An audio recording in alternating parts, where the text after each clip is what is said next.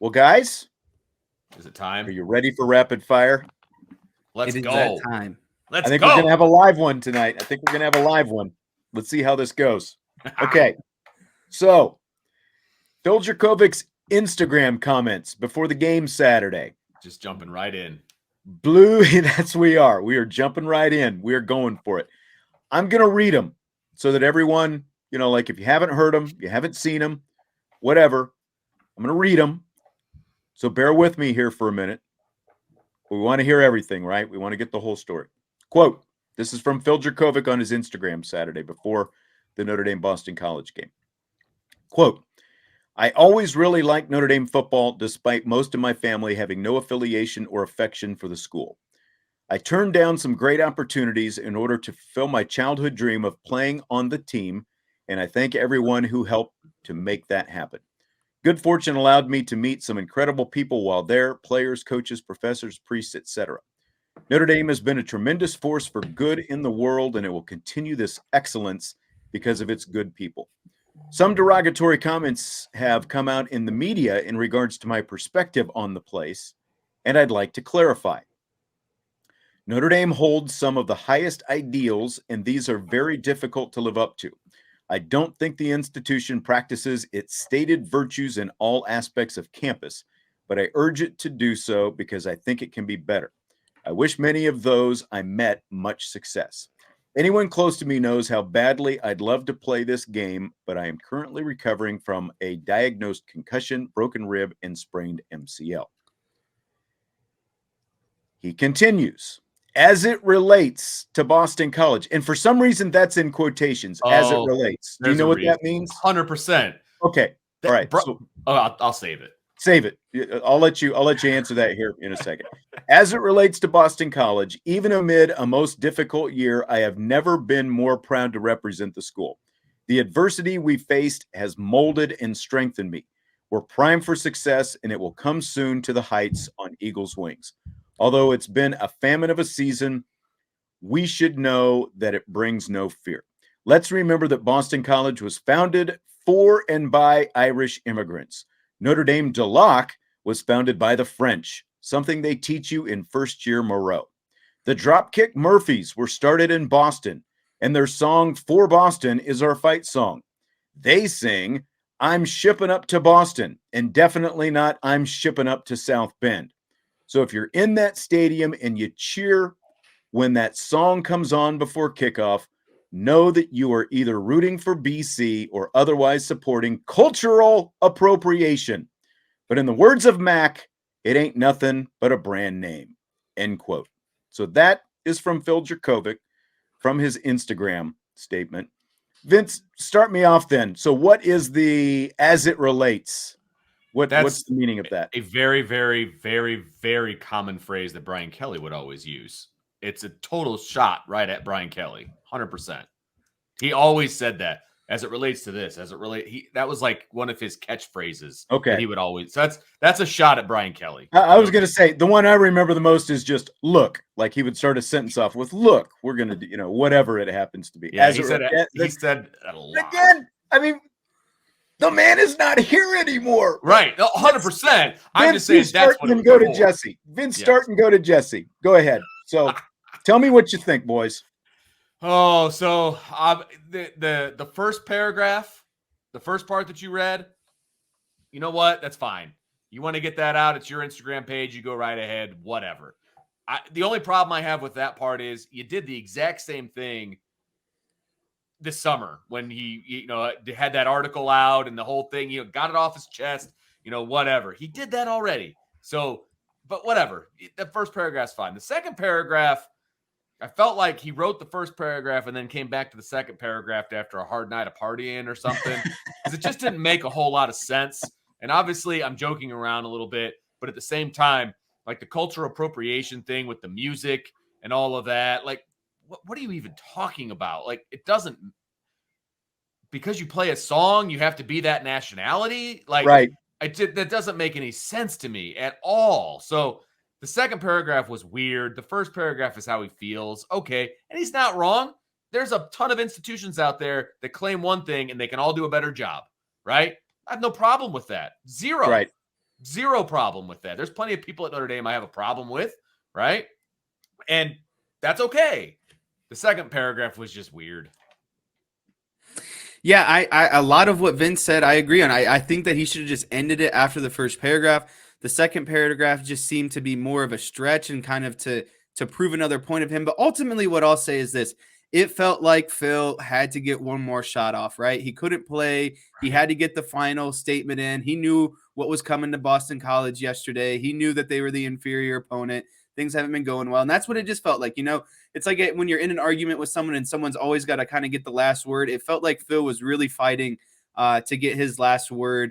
Obviously it brings back a lot of memories, emotions, Boston College coming to Notre Dame. There's just a lot that comes around it. But I like what Vince said. It felt like he wrote the first paragraph and then came back to it like a week later and wrote the second paragraph because he knew he wanted to say something more, but he didn't know how to quite finish. Yeah, and another thing. Yeah. Yeah, exactly. So it's just, and the whole, like, to end it on the words cultural appropriation, I thought that was a very, very big stretch. I was like, come on, man. Like, really, that's how you're gonna, sum up this whole thing, is that it's cultural appropriation if you cheer for Notre Dame inside because they're technically playing a Boston College song inside Notre Dame Stadium. Like, it felt. I wonder if they taught him that in first year Moreau as well. Like what actually cultural appropriation is. Yeah. Right. Exactly. It just all felt like a stretch. And again, that he wanted to get the last word because of, things haven't gone right for him. And the end of his career is also kind of not ending how it wants to. And this is where we are. And like, here's what I remember about the start of his career. Like, for starters, do you remember his first spring, Vince, when he played in the blue gold game and he was sacked all those times in the blue gold game because the rules of the game were he had to, they wanted him to stay in the pocket. They didn't want him running. And it was like 2-hand touch to sack the quarterback. And I was there when he talked to the media afterwards, and he was literally despondent. He was just broken down because poor Phil Jurkovec wasn't allowed to play his game. Like, they changed the rules, and Phil Jurkovec, it was just a bad day for Phil. He literally looked like he wanted to cry sitting there. And as an 18-year-old, okay, you're 18 years old. You're just out of high school. I get it. You've got all this ability. You want to show your stuff, whatever. It wasn't because he had a bad game, though. It was because they tweaked the rules of the game, and it didn't suit his skills, which means it didn't suit Phil Jurkovec. Again, 5 years ago, I guess, almost at this point. So, okay, whatever. But then, of course, he transfers after 2 years, which is fine. A lot of guys transfer. There's stuff that happened behind the scenes that not everybody knows about. I get that. Things happened, but he moves on. But, like Joe Burrow went to LSU. He wasn't throwing stones at Ohio State. He just, won a national championship, won a Heisman, smoked a cigar, did his walk-off, and he's in the NFL. It's like, let your play do the talking, Phil. You shouldn't need to do this at this point. We get it. You're hurt. But, and that's the thing, really, is it's like he's hurt and he wants to lash out once again. He airs it out over the summer in the newspaper article. It's his right. Right. Yep. He did it. I had no problem with it. Very rarely do you see college kids actually come out and actually say something. Everyone and get an opportunity, and get an opportunity, right? I mean, he was rolled out the red carpet on this one, Yeah. And it's just like a case of unrequited love. It seems like it's like he loved Notre Dame. Notre Dame just didn't love him enough back, and obviously Brian Kelly didn't love him enough back, because if that's the shot, and I didn't even pick up on that at first, but that's the shot at Brian Kelly. He's still taking shots at Brian Kelly, who's at LSU now. Like, who is your grudge with? Who's your beef against? That's what I don't get, and then, like, you read the stuff about, the Irish founding Boston College and the French founding Notre Dame. Well, thanks for the history lesson, Phil, I guess. It's like, to me, it's like the whole thing, he talks about the virtues and just like what you said, Vince, it doesn't matter what school, what company, what corporation, like, the farther you go in life, there's always going to be somebody or something that represents themselves as one thing. Always. But then the deeper you look, it's not quite, that same thing. And that's it. Just Phil just hasn't come to grips with this. It seems like someone just needs to put their arm around him and say, look, I love you, kid. It's time to move on. Right. like it's like he needs the Robin Williams treatment. It's not your fault, Phil. It's not your fault. Now go see about a girl someplace. That's Well what done. it comes down to. And like the cultural appropriation thing with the song, like, did Notre Dame also culturally appropriate, and the rest of the sports world basically culturally appropriate the Seven Nations Army thing because the White Stripes are from Detroit? Like, did the Kansas City Chiefs culturally appropriate Start Me Up by the Rolling Stones because the Stones are from London? Like, people play songs in stadiums. I don't All get the why, time. like, it just feels like a bunch of nanny boo boo stuff. And, he's trying to be the smartest guy in the world, in the room, and like show us, I know better than all of you guys. And it's just, it's like, you're a good quarterback. We get it. You're hurt, but you're 23 years old at this point. And just like we said with that newspaper article, he already said what needed to be said. If he had left this at the end of that first paragraph, it's like, take the high road. Right. That's what whoever should be telling him. Just take the high road in all of this and move on. Yep. Absolutely. Yeah, moral of the story, the man's heart is hurt. And I think that's the biggest point. Yep. But it's been 3 years. Time's supposed to heal all wounds, man. Let it go. Right. Let it go. And the fact I don't know all the facts and I don't know the whole story, but his beef is with Brian Kelly. And I know there's some beef with Tommy Reese, right? I mean, there's reasons he left. But right? most of it's with Brian Kelly, I thought. He's gone. He's not even there anymore. Yes. That's what I don't get. That's brutal. So Marcus Freeman, after the game, was asked about his team overcoming the bumps in the road that they've had this year. And I'm going to read another quote here. Quote, "They're resilient. We've got a lot of resilient group of leaders." And I think I said this to Zara post-game, is that this university attracts resilient people. If you're not a resilient person, you're not going to make it here. And that's something that I've learned in my short time here. This place weeds out non-resilient people, this university. And it even happens in the football program. If you're not a resilient, tough-minded person, this probably at some point, won't be the place for you. And you'll say, hey, I'm going to go somewhere else. But that's what this university attracts, resilient people. And we're fortunate we get to coach great football players that are resilient people. So I think that's a reflection of this university, end quote, from Marcus Freeman. So I'm curious your thoughts on this, guys. Go ahead, Jess. Yeah, so when I heard it initially, I didn't think too much of it. But then the more I kind of looked at it and the more I listened to it or went through it a couple of times, it seems like it was very kind of pointed at maybe some of the events that led up to that game. And that's what I'm thinking as I'm listening to this. But, there's never anything asked about Phil, but it sure sounded like a subtweet toward Phil, right? I think it checked a lot of different boxes. I think it did, it accomplished that. It accomplishes where they are right now. And I just overall, you have to be a strong-minded person to play at Notre Dame, more so than your athletic ability. And that's kind of what we saw with Phil, is like he didn't have the mental strength to kind of overcome, the physical limitations that he was going through. And whether you want to say that was a direct shot or not, it fits the shoe in that situation. It felt like, Freeman was just saying that we have very strong and resilient players. And that's kind of what's going to separate us from a lot of these other teams, is not only are our guys very athletic, but they're also very smart and very strong-willed and very strong-minded at the same time. Yeah. I don't think it had anything to do with Phil personally, because Marcus Freeman wasn't here for Phil Jurkovec. It's off his radar, in my opinion. I don't think. Well, he might not have been here, but the comments came out that morning. There's only one guy left that was here when he was here. One. And that doesn't mean he can't have an opinion on it. I get it, but I don't think I just think he's got way too many fish to fry to worry about a guy that wasn't even here when he was here, that he doesn't even know at all. I think it was pointed at the guys that are currently on his roster, and I think it's pointed at the recruits that are out there. Like, he's sending a message. Like, look, we take a certain kind of guy here.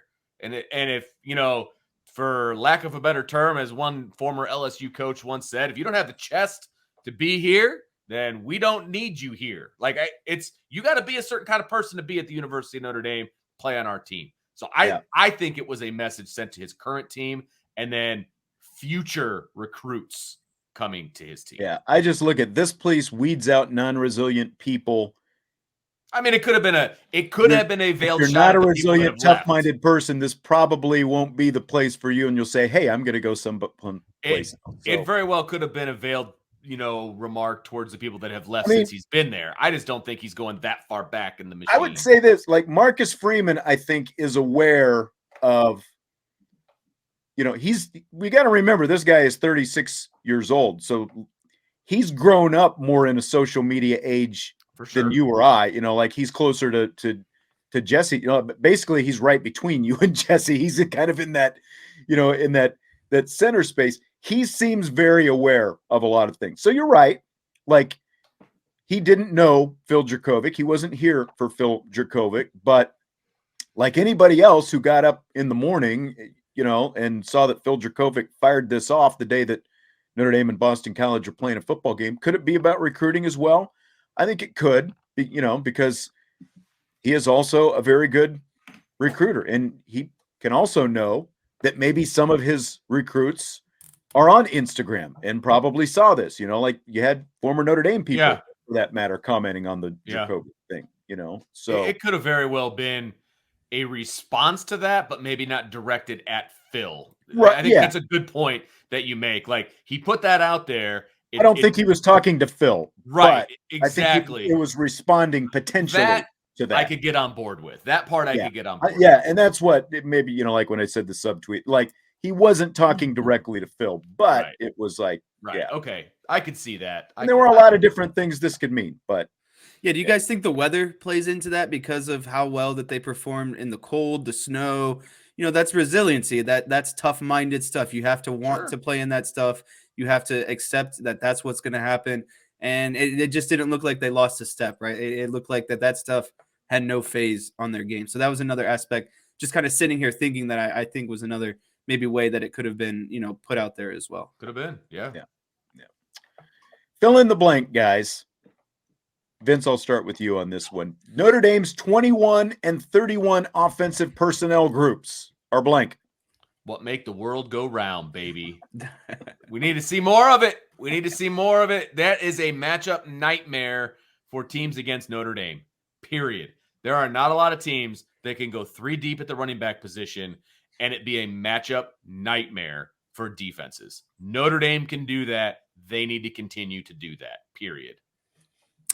Yeah, I'm going to kind of piggyback off of Vince a little bit, but 21 and 31 offensive personnel groups are a defense/linebackers worst nightmare. It creates, and when you put Tyree out there as a former middle linebacker, the last thing you want to do is see that man wheel out of the backfield, because guess what? That means you have that guy one-on-one, and he is one of the fastest players on the field. And yes, he can catch the ball. He can wheel. He can do, anything that you want. So it is a defensive, and more specifically linebacker matchup nightmare. When you have to, and when these linebackers have to already worry about getting punched in the mouth by the offensive line and the run game, and now you throw in a wrinkle of potentially having to cover a running back out of the backfield one-on-one.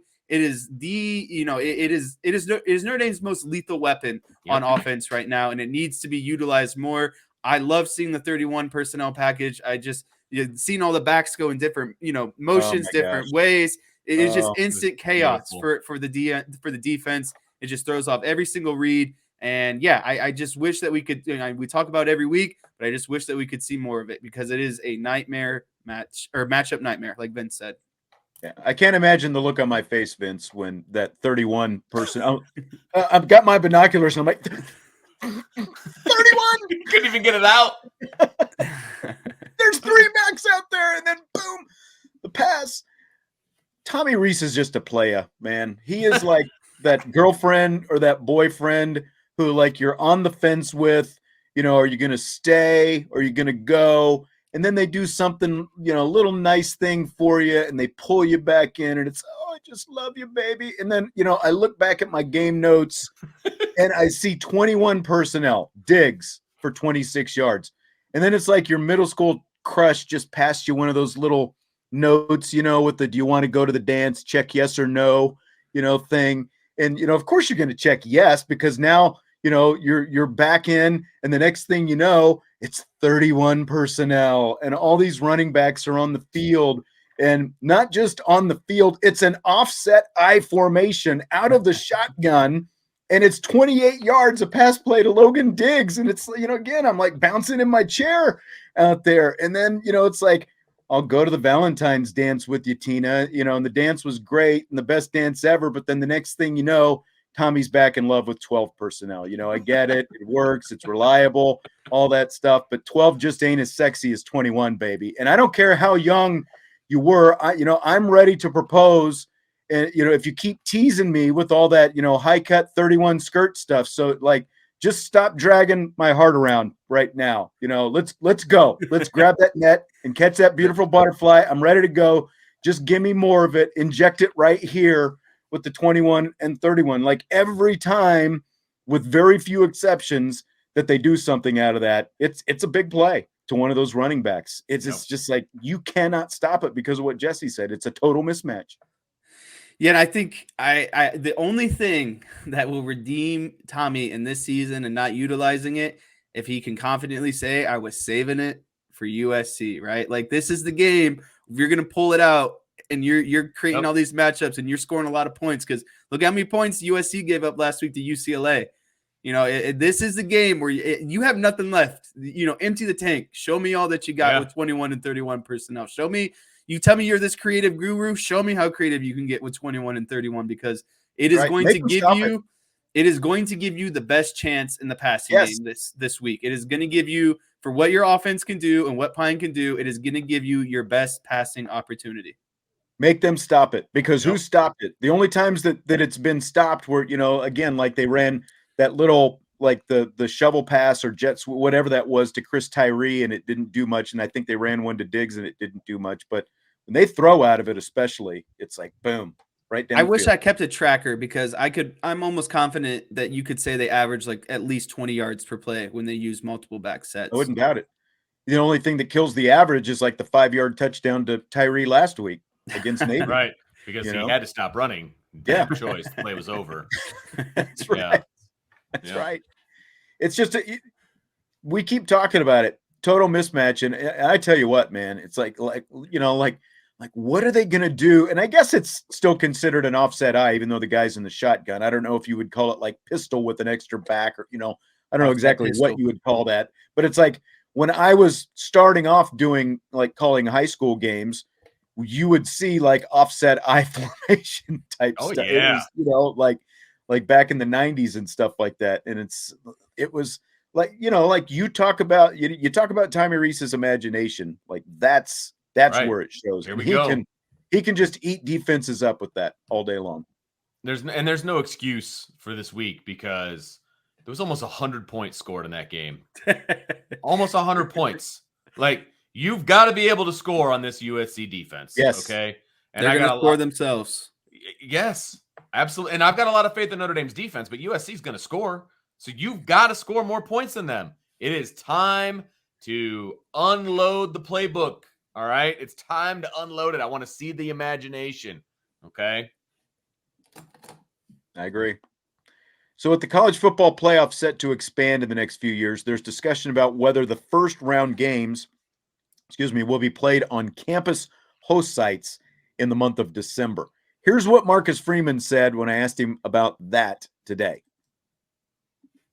A team in South Bend, Indiana, for a playoff game, and would be very hopeful that the weather was like last Saturday. That's an advantage for us, I feel. That's what I said. I said, hey, you just got done playing in that weather. You want to do that again? So Marcus Freeman is all in favor of it. Surprisingly, I've seen stuff on social media. I think social media about like people not liking this idea of like, especially playing cold weather games in college football playoff games. What do you think, Vince? All right. So number one, with the way that things are going to go, Notre Dame cannot be in the top 4. They cannot get a bye. So if they're in the playoff, they are most likely going to be hosting. Okay. There is no more of a home field advantage if you're in the North than playing at home. Right. And it's not just for Notre Dame. It's anybody in the North. Michigan could host, Ohio State could host, Wisconsin, whoever it happens right? to be. Yeah. You want that home field advantage. You want there to be a benefit to you being the higher seed and hosting. Okay. If Notre Dame's not allowed to get a bye, the best they can do is host. I want an advantage if I'm hosting. So 100% you have those on campus. Are you kidding me? Why would you want to take Notre Dame's home field advantage and take it to San Diego or Florida or one of these other bowl sites? No way. I don't like that at all. I want those on campus, period. I think first and foremost, we need to recognize the quality of questions that were thrown out there today. Seems like you were just a question machine up there, getting all your questions in. So 2. Everybody gets 2 per week. I asked the Buckner question. I asked the playoff question. I felt like they were 2 solid questions today. So. I was saying so too. There was no sarcasm in that answer. But like Vince said, why wouldn't you? Why wouldn't you want to bring a SEC team, a Texas school, a Pac-12 school in the middle of South Bend, in the middle of December? Like those guys are. It's going to be instant, complaining like that. They're not built to play in that. They don't play in it all season. They play the lowest they get to is what? Maybe like 60 degrees, 50 degrees, maybe. Right. And so it's like if you throw in 30, 20 degrees and a little bit of adverse weather, that's just another advantage that you have. And when you're talking about an entire season, you're talking about the playoff, you should be rewarded for your entirety of your work. And that's definitely an advantage that comes by being the home team for a playoff game. So I'm all for it. And there's no other side of the coin, in my opinion. There's nothing that can convince me otherwise. I wasn't sure if he would say, well, it's a playoff game. It's a very important game. You don't want to play it in the cold and that kind of thing. Like Gene Smith at Ohio State, the athletic director down there, last year when it came up the first time, he said, I think we'd rather play like at Lucas Oil Field, in the Dome, so that you don't have to get your field ready. He talked about all this different stuff. But then he came back this year and said, on second thought, I would like to play at home. I think the question is I favor it as well. Like, especially if you're Notre Dame, using Notre Dame as an example, because of what you said, they're never going to get a first round bye in this new format. And that's kind of the compromise that Jack Swarbrick had to make to get them to expand to 12, because he wanted it to be 12. So it gives Notre Dame greater access to the playoff. Well, part of this as well, if you're not going to get a bye, you're going to have to play first round games. And so if you've got a chance to play at home and have an advantage like that against a team from the South, you got to take it. What's going to be interesting, I think, is, you've got the Big Ten and you've got Notre Dame, who aren't necessarily usually partners in much.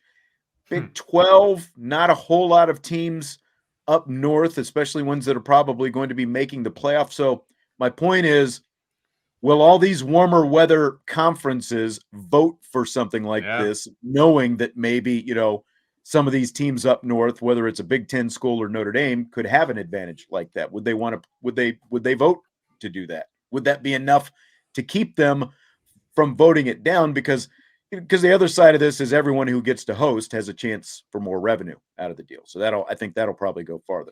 It'll be interesting to see, because Jack Swarbrick does have a lot of sway when it comes to these decisions. And so he's already made a gigantic concession by saying, hey, we don't even need a bye.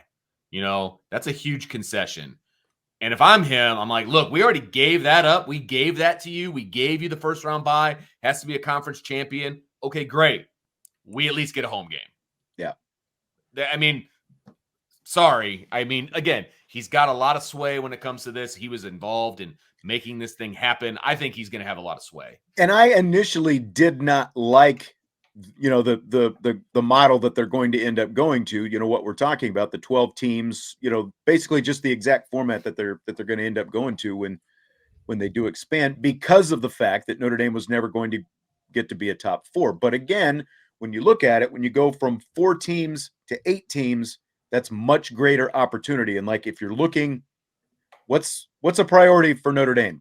Long-term independence, right? And if that is your stated number one goal, to be able to remain independent, then you absolutely need this 12-team format. And that was a concession that's worth making if that's what your priority is. Yep, no doubt. I think a lot of people made a good point in the chat. There's a reason why Notre Dame always plays USC in October, and there's a reason why Notre Dame always goes to USC in the late last game of the season. November. because USC doesn't want to play in the cold. So, well, they should have joined the Big Ten. And see, and that's a subject for another day. We'll address that, because I do think that is, those two things are connected. If you're going to be playing in the Big Ten, you're going to be on the road some in November. It's going to be cold. If you can go on the road to Ohio State, basically anywhere in the Big Ten, if you can go on the road anywhere in the Big Ten in November, you can come to South Bend in November. Right. And you watch the last game of the season. Well, no, it depends on what they do with Notre Dame, obviously, as far as USC is concerned. You watch that last game of the season. It's going to be UCLA and USC, last game of the season. Yeah. You know what I mean? That way they're guaranteed to be in California. Yeah.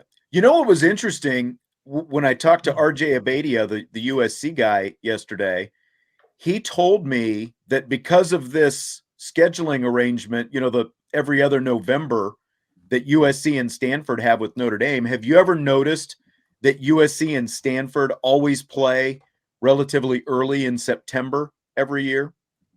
I did not. It is because of the Pac-12 basically told them, well, if you want that weekend free, Thanksgiving weekend every other year, you've got to play each other in September. That's like part of the deal. So yeah, I found that very interesting. Yeah. The entire playoff is a money grab. I mean, that's ultimately why everyone else is expanding. They're arguing between a top 8 or a top 12. Yeah. It's all money, guys. It's all based on money. Yeah.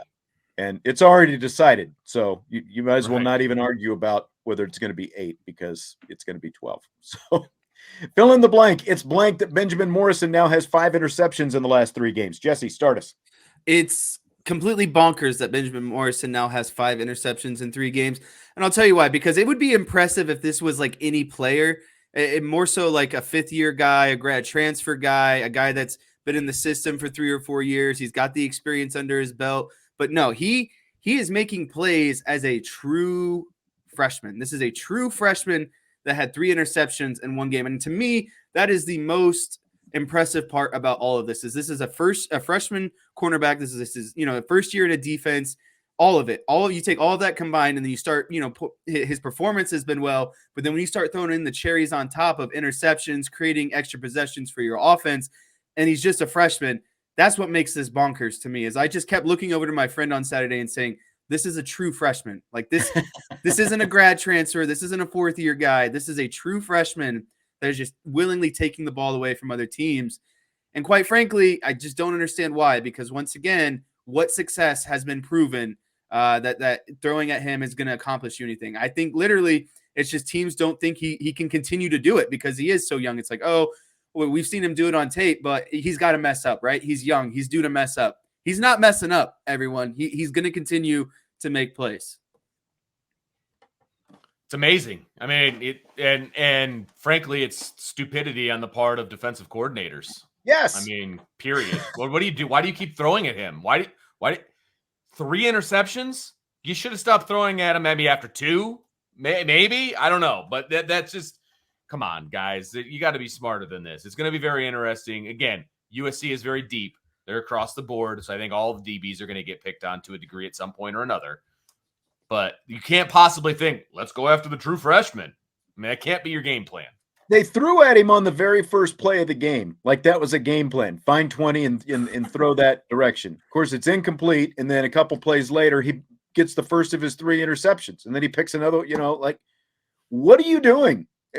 Like, there's a very simple solution. If you don't want the ball intercepted at this point, because let's remember, 2 interceptions against Clemson, 3 against Boston College. It was Navy in between. They pass more than they usually do, but they still don't pass that much. So it's like if you're playing a real opponent, maybe he gets 1 or 2 more in between. And the solution is simple. Stop throwing in his direction if you don't want it intercepted. Right. I don't know why it has to be that difficult, but bigger question. And I hope maybe if it's later in the week, potentially just let me know. But what do we think about Morrison traveling with Addison? Do you think that's a thing, or you just kind of keep your defense with how it's been, just whoever lines up, who lines up? Or are you making a conscious effort to move Morrison around based on matchups? It's not how they play defense. They play Yeah. sides. They're not gonna shadow anybody. So you just stick with what you're doing. You Field stay, boundary. yeah. All right. Yep. I agree. Notre Dame now has won 28 games over ACC teams and 19 straight games in the month of November. Which is the bigger deal, Vince? I think it's the November games because that's when it matters. Not that the entire season doesn't matter, because it does. I mean, we've seen it a million times. But if Notre Dame would have lost only to Ohio State, they'd be in the playoff right now, or they'd be in the conversation, right? And so the November games are what matters. When you lose late, it affects you more than if you lose early. And the ACC hasn't proven anything to me that they're a great conference as far as football is concerned. Maybe they're a little bit deeper than some of the other conferences, right? Maybe, some of their middle teams are better than the middle teams of other conferences. Okay. But winning in November is way more important to me than just winning against ACC teams. Yeah, I'm in agreement with Vince for a lot of the same reasons. Winning in November is far more important, especially when you're a team that's continuously going after college football playoff spots late in the season. It is most crucial that you end on a winning streak, because you get that momentum. You're showing the community you have that momentum, and you just wait for someone else to fall down, right? Like, there's all these 1-loss, 2-loss teams in front of Notre Dame right now, and they just continue to win. And the more they lose, they're just going to continue to jump over people. And so in terms of finishing out a season and playing your best football, getting the highest ranking possible, it is obviously more important that the record in November is better. And if they win this week, 20 wins, that's for you average about 4 games every November. That's 5 straight seasons of not losing in November. So I think that is a very, very good sign of where the football program has been, over the years. And it's just a standard now, which is nice to see. They're always finishing the season on their best foot. The 28 straight over ACC teams, that helps pave your road to get into playoff contention at the end of the season. The 19 straight November, that punches your ticket into being in there, and great teams win in November. That's basically what it comes down to. And especially when there is no December, unless you're in a bowl game for Notre Dame, December, January, whatever it happens to be, you've got to finish it off in November. So I agree with everything you guys said. I don't have much more to add. It's about November, closing out the season strong. What did the old segment used to be, Vince? Finish strong. Remember those days? I do. And we did every time. We did, baby. Roy Boy, yes, this is a Cowboys shirt. You can see the top of the star there. He says his nemesis, he's got the San Francisco 49ers. Well, not your nemesis last year when you kicked our butts in the playoffs, but it has to give him credit for the butt kicking that they put on Minnesota yesterday. Speaking of which, that's apropos right there. Fair or foul? CBS cutting away from the Cowboys-Vikings game in the third quarter because the Cowboys were dominating the Vikings so badly. Jesse, you must have been watching live when it happened. So what did you think? What do you think? I thought it was funny. I was actually watching on the ticket, so it didn't cut away for me. But it's basically, if you were in a live CBS market, that's the national game of the week that you got, then they did cut you away to go to Steelers and Bengals. And I think it's completely fair. When a game when it's national game of the week and a team is kicking another team's butt and it's clearly not a game, and you have another game. I heard they did this even in Dallas, though. I heard they did it in Dallas even. They cut away from the Cowboys game. That's kind of crazy. Dallas market's foul. Every other market, fair. Because they just went to the game. The Steelers had already beaten the Bengals twice. The Bengals are kind of reeling, trying to get back and win the division. It's a rivalry game. I think it's fair that they cut to it. I just think it's funny that Minnesota got dominated like that to the point that it was even an option that they could cut away from the game. I don't remember them doing that very often. Well, part of the reason is NFL games aren't usually blowouts. So right, you're not really have an mopping up people like they did yesterday. Right. So it's fair because frankly, if I'm watching, if I am just an impartial fan, which I would have been in this case, right? I want to see good football. And if you're getting dominated, that's not a good football game. Now, if you're a Cowboy fan, it's good football because you want to see it, obviously. Right. Ed says they didn't cut away in Dallas. Okay. That's just what I had heard. This morning. So yeah, I want the best game possible if I'm just watching football, right? So I think it's fair. I think they did the right thing. I was going to say foul for you, Sean, but sorry, I can't. Yeah, I was at a basketball game anyway, so I wasn't, around when it happened. But I walk in and I'm thinking I'm going to, because I had a bunch of stuff to do because, I've always got the game recording. I was going to come home. I didn't even have time to watch it, but I figured, well, I'll sit down and I'll at least watch the fourth quarter. And then I turned it on and I'm like, is it already over? They're showing the Steelers and the Bengals.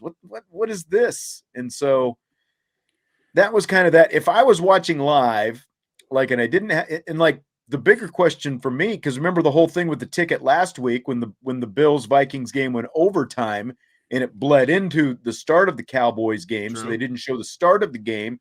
And then I go to the Sunday ticket channel and it won't let me watch it there because it's blacked out because it's supposed to be on national TV. So they're going to flip this game in the national window. Would I have been able to go to my Sunday ticket channel and watch it? Probably not, based on what happened last week. So that would have really ticked me off because look, if you were watching Notre Dame beat the snot out of Boston College Saturday night and you haven't got to see them, beat up on teams a whole lot, plus it's a snow game and everything else, maybe you decide you want to walk away, but maybe you decide you just want to relish it and watch it a little bit. That's where I would have been, and I would be ticked off if my game got preempted for a game that I don't care about a full quarter early.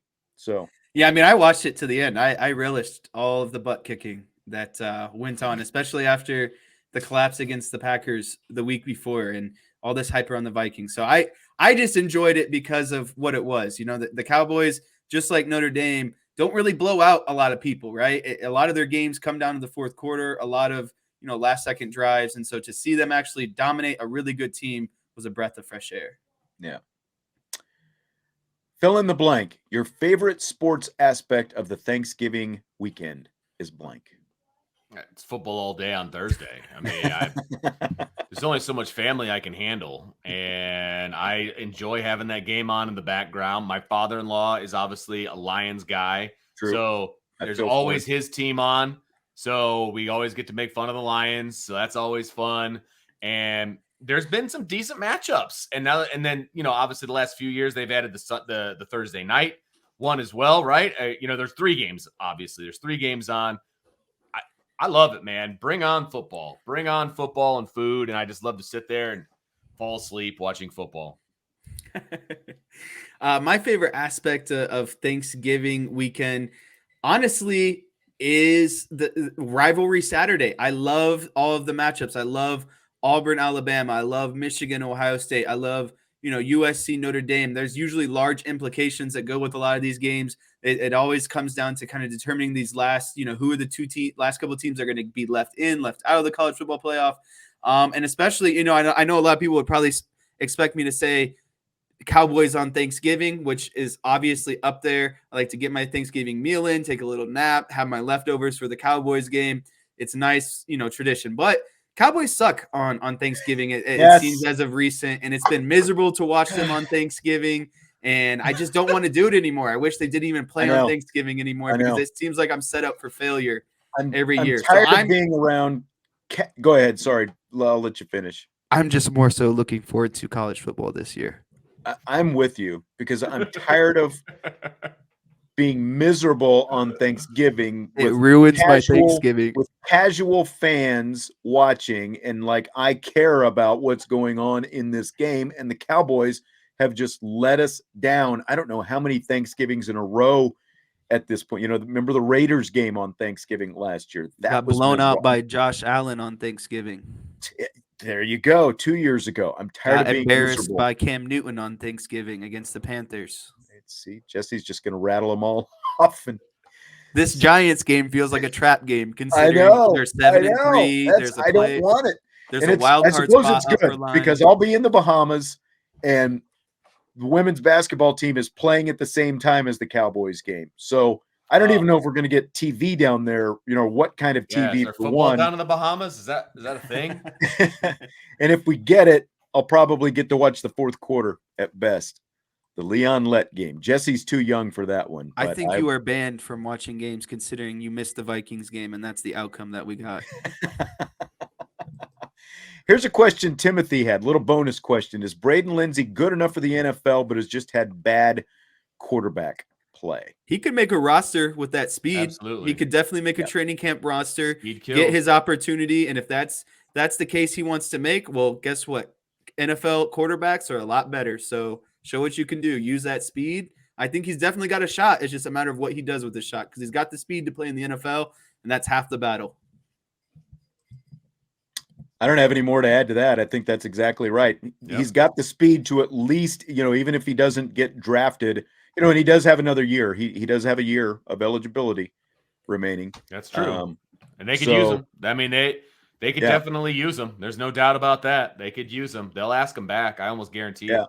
But I mean, he can, with the speed that he has, he's not going to get to go probably, down to the combine unless he comes back for another year and gets an invite to True. he definitely, the combination of everything has played against him this year, like the quarterback play, all these different things that, there's some different things at play. But I think that, I think that with the speed that he's got, he has a good pro day.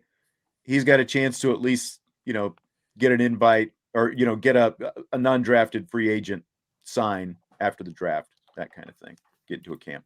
I got one. I've got a question for you guys off the cuff. You ready? Okay. Former Notre Dame wide receiver Chris Fink was at the LSU game on Saturday, as opposed to being at senior day for Notre Dame football. Man. Fair or foul? He put this on his Twitter account. Fair or foul that the Holtz's Heroes Foundation Twitter account replied "Et tu, Brute"? And I think I know who runs the Holtz's Heroes Twitter. I think I account. do too. So I am with him. I am with him on that. You cannot come on. You can't show up at LSU. Come on. Brutal. You got an opportunity to go to a college football game and you're going to LSU as opposed to your alma mater on senior day? Come on, man. Yeah. Et tu, Brute. Guys, great one tonight. We covered a lot, I think. Yeah, we did. Feel good about it. That's right, because we got no show tomorrow. So that's right. We got to make sure we bring the heat today. So the rest of the week, we have no idea what it's going to look like. Oh, Jesse, where did he go? There he is. He's back. He was out and in.